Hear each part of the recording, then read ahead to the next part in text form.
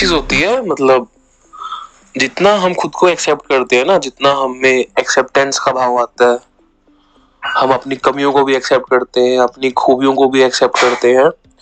At the end जो हमारी reality है, एट द एंड जो हमारी आइडेंटिटी है, उसको एक्सेप्ट करने के बाद ही हमें बदलाव आना स्टार्ट होता है।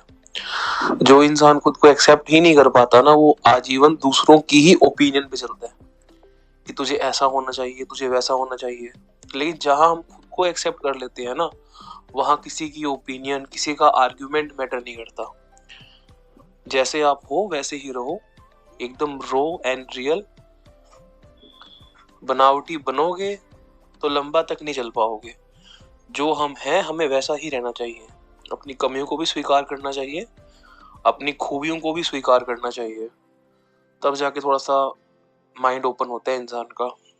कुछ हैं वो अपनी कमियों को छुपाने में लगे हैं, तो कमियां छुपा के कुछ नहीं हो पाएगा लाइफ में। जितना हमें खुद की कमियों के बारे में पता होगा ना, उतना ही हम उन पे काम कर पाएंगे। और कमियां हैं वो एक्सेप्टेंस के द्वारा ही आती है, और कोई दूसरा जब हमें एनालाइज करता है उसके द्वारा आती है।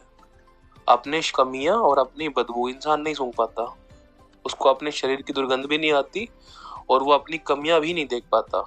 इसलिए हमें जिंदगी में एक गुरु की जरूरत होती है, या एक ऐसे मेंटर की जरूरत होती है जो हमें हमारी खामियों को बताए। और वो यहाँ मिलना इंडिया के अंदर नेक्स्ट टू इम्पॉसिबल है, क्योंकि यहाँ के लोग इतने सेल्फिश हैं, इतने गए गुजरे लोग हैं यहाँ के। तो कोई खुश नहीं है एक दूसरे को देख के। परिवार परिवार का दुश्मन है, भाई भाई का दुश्मन है। तो ये इस देश में तो बहुत मुश्किल है ऐसा होना। इसलिए अदर कंट्रीज जो है ना हमसे बहुत आगे है, क्योंकि वो आपस में दुश्मनी नहीं करते। यहाँ पे आपस में ही राइवलरी है। यहाँ पे एक इंसान दूसरे इंसान को देख के खुश नहीं है। क्यों? क्योंकि सामने वाला तरक्की कर रहा है और वो तरक्की नहीं कर रहा। तो ऐसा देश है इंडिया।